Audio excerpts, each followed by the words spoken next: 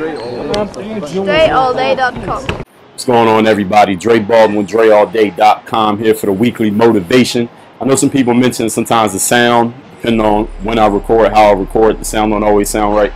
Difference is when I'm standing still and stationary, I use the mic. When I'm moving around, I don't always use the mic, and that's just how we living out this bitch. So that's how y'all got to deal with it. But anyway, today I got the mic because I'm standing still. I'm at home. And anyway, let's get to this week's motivation, which is, speaking of that exact topic, stop being so considerate of other people. Yes, this week's motivation is for you to be less considerate of other people. Now, I don't mean that as a general rule that you should just be a jerk or mess with people just because you think you can get away with it, or just be an asshole because Dre said it on weekly motivation. What I mean is, a lot of us stop ourselves when it comes to success. People achieving success or not achieving the success that they want, or coming up short, or not really fulfilling themselves in life. Most of the time, it's not because we lack a resource or a skill or an opportunity. It's because we stop ourselves with what's going on in our minds. And in the business world, one place in particular, a lot of entrepreneurs I know stop themselves from making the sales they need to make, getting their name out there, their product out there, just pushing their business out into the marketplace because they're concerned with what other people are thinking. Being considerate of other people means you're thinking too much about what they think rather than thinking about what you need to get done. It's not even so much what you think, but what you actually need to get done. For example, if you run a business and you're a salesperson, you're trying to sell yourself or sell your product or service, you gotta, in some way, shape, or form, run up on people and tell them what it is you got going on. Look, I'm selling this book. I got this course. I got this product. Yo, I'm the person that you should hire for whatever job you got going on. You got to go get in people's faces for that. And a lot of people, when they want to start a business, they are so reluctant to get in people's faces. And when I ask people, well, why don't you want to get in people's faces? Well, I don't want to feel like I'm all salesy. I don't want to interrupt people. I don't want to bother people. People might get annoyed or angry at me because I'm trying to sell them something. I don't want to feel like I'm selling people something that they don't want. I don't want to feel like I'm only thinking about me and not thinking about anybody else. These are all excuses that people use as reasons why they can't get their business out there, because they're afraid to get in people's faces. And if you listen to all those excuses that I just told you, all of them are really thinking about what the other guy's going to think. It's not really about what that person thinks. They're thinking about what somebody else is going to think, which they don't even know because they won't even talk to the person.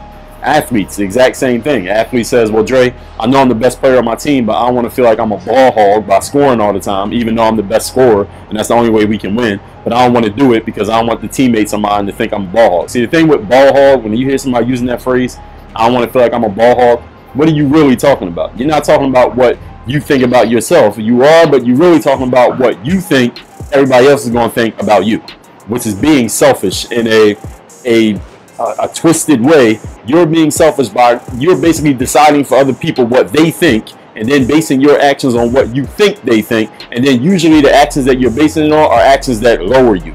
Actions that says, okay, I should be scoring this much, but since I think they're going to think this, I'm going to score this much. I should be making this many calls and selling my product, but because I think they think this, I'm going to make fewer calls and sell less of my product, thusly make less money. Thusly, I can't help the people who need my product because I won't sell it to them because I'm afraid of what I think they are going to think about me. See, we're doing all these mental gymnastics. We're trying to consider what other people are going to think, what other people are going to say, what other people are going to do. Let me help you out with something.